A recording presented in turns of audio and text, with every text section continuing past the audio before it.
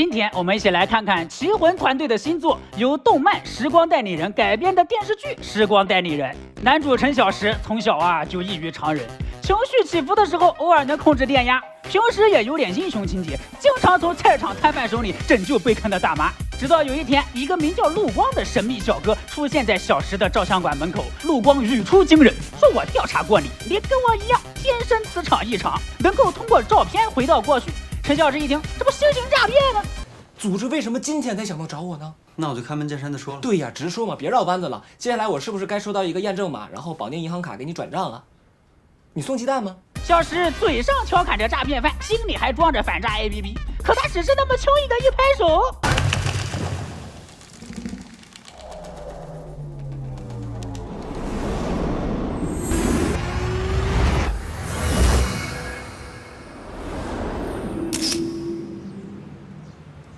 好家伙，谁成想竟然真能穿越到拍照者身上！这一趟穿越初体验直接颠覆了小石的世界观。当然，穿越也有必须要遵守的约定：第一，不能改变过去已经发生的事儿，特别是某些过去人生的重大节点；第二，陆光能够预见原定轨迹发生的事儿，所以一切事情都要听陆光指挥。在熟悉了照片穿越后，小石靠着绝佳的领悟力想通了一些事儿。等陆光再来照相馆的时候，小石殷勤地掏出了一堆珍藏照片儿。阿波罗登月，有人说这是人类史上第一大壮举，也有人说是第一大骗局，咱俩就不能帮大家一探究竟？这是重大历史事件，绝对不可能。紧接着，小石被通知，尼斯湖水怪不行，黑寡妇不行，买彩票不行，高考改几道题也不行，总之就是啥都不行。幸好小石想当英雄的心远超中彩票。经过2次简单考察，陆光和小石成为正式的搭档，他10万块入股了小石的照相馆。这天，照相馆来了个叫陈潇的奇怪顾客，他想把放了很多年的坏相机里的胶卷完好无损的洗出来。等陆光忙了一晚上，好不容易把胶片冲洗出来，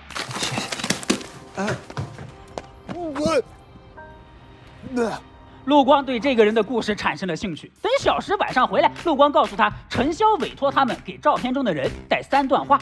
小石穿上不知道上哪儿倒腾的超人衣服，非常有仪式感的出发了。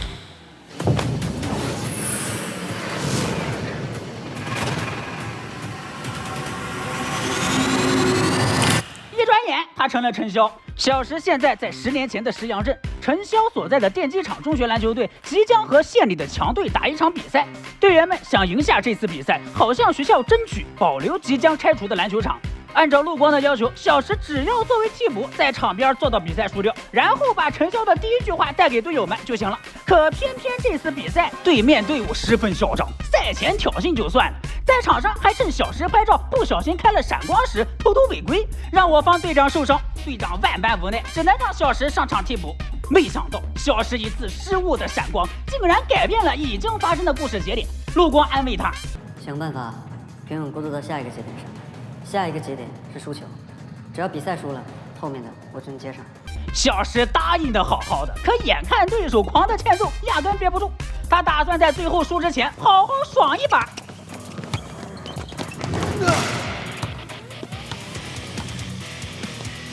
好猫啊！接下来小石就2字：进球，进球，进球！偶尔也看看玻璃上自己的倩影。工程良田，为了不打赢比赛，工程良田到了下半场也得努力划水。队长一脸没怨他，还把他换下来自己再上了。结果坐下就听教练说，学校其实已经决定拆除篮球场了，这是大家的最后一场球。小石这一回可真是良心过不去呀，再度功成良田附身，上场直接给对方打急眼了，故意犯规把小石的眼镜打掉了。哎呦嘿嘿，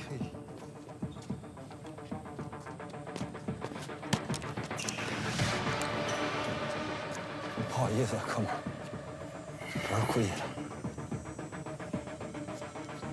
谢谢。啥意思啊？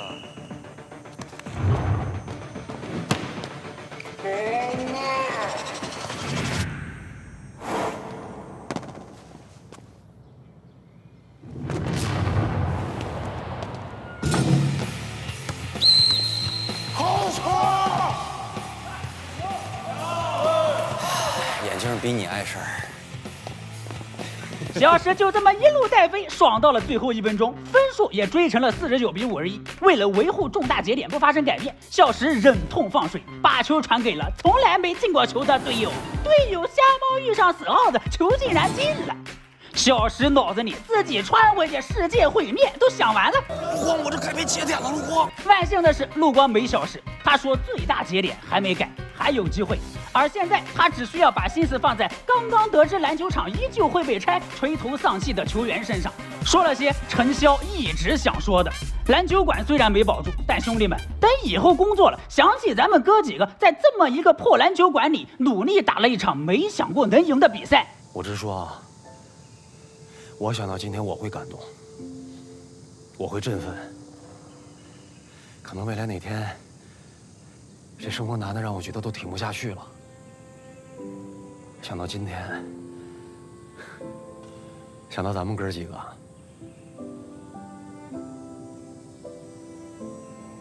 我咬咬牙，我就觉得都能挺过去。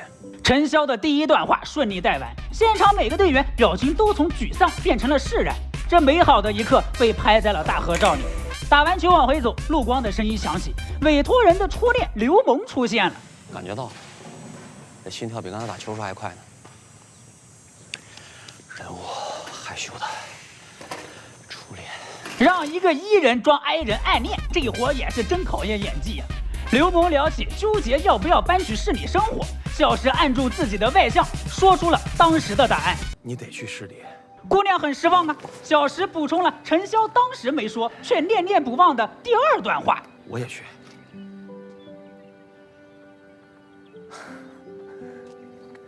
你等等我，我肯定能考到市里去。等我去了，我就追上你，咱俩就能在一块儿。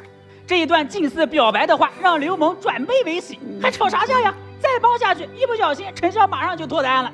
小石一路把刘萌送到家门口，未来大舅哥队长笑着出来了。看得出来，拿下球赛，小石直接就拿下了未来大舅哥的心呢。大舅哥拉着小石跟妹妹当场就拍了情侣照，笑起来。当晚小石回到家，妈妈做了一桌子菜。虽然可劲念叨陈潇别天天不务正业，但长久缺失母亲陪伴的小石，却依旧在这桌家常菜里感同身受地体会了一把母亲的爱。别光顾着吃啊，还有一场架没吵呢。你就不能让我好好吃完这顿吗？父亲在市里工作，不常回家。那晚原定轨迹上的陈潇跟母亲提议放弃读书去市里打工，俩人大吵了一架。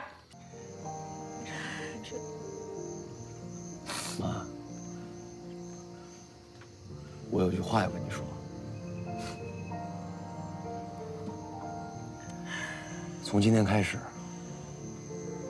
我不但会好好上学，我还要体体面面的考到市里去，考到最好的学校。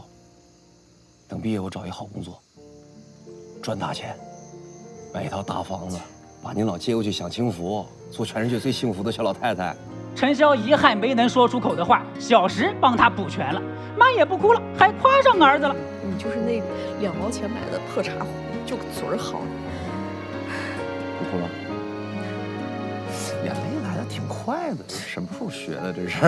趁着这样的氛围，小石给陈潇妈妈也拍了张照片，像一个小老太太。哎，对了，到这儿，小石将相机归位，委托任务成功完成。马上就要回去了，小石偶然听到今天是父亲的生日。我爸是4月23啊。啊？怎么了？今年是哪年呀？你真是吃撑了！2013年，这你都能忘？听着这个日期，想起现在是在石阳镇，小石突然懂了，为什么陆光对这次改变节点反应不大，因为结果不会变。不管我怎么改变过程，都不会改变的结果，就是所有人都会死。这次地震是无法扭转的节点，你救不了他们，他们早就死了。小石崩溃了，他把自己带入了陈潇，带入了感情，而今夜无人生还。不行，绝对不行！他要告诉所有人要地震了。你只是一个高2的学生，而且外面就要下雨了，没有人会相信你的话。第一次，小石无视了陆光的声音，骑车冲进了村里。带着流氓，带着叔阿姨，赶紧收车，赶紧走！别往外说的，快走！今晚8点半，特大地震，整个村子都埋了，快走！别再……小石这么努力呼吁，全场依旧没有人相信，大家都在质疑。全镇都撤了，这消息是假的，是谣传是怎么办呢？呀，8点半，来，你的多妈都哭着不说什么？我做10年后回来的。小石连老点儿都交代了，得到的回应都是对他精神状况的质疑。小石换了一个又一个人，说了一遍又一遍。大家，你信我的，你别进屋，在外边空的地方待着。声泪俱下求他们走，但没有人会在暴雨夜相信一句天方夜谭。不急了。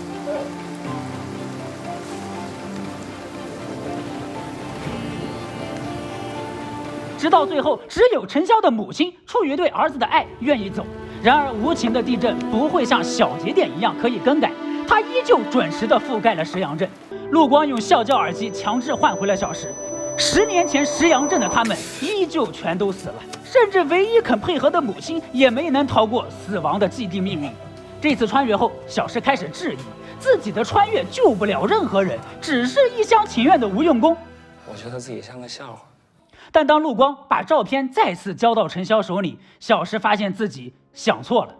陈潇，石阳镇地震幸存者，因为地震当天的种种遗憾，10年来他一直活在愧疚和痛苦里。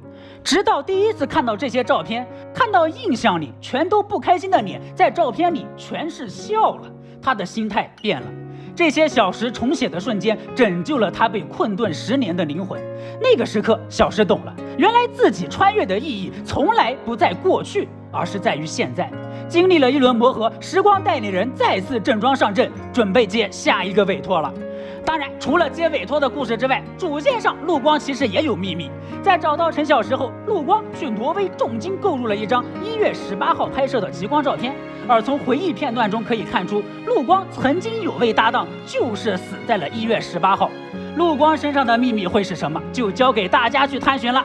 本期视频就说这么多，喜欢别忘了点赞、收藏、转发，我们下期视频再见。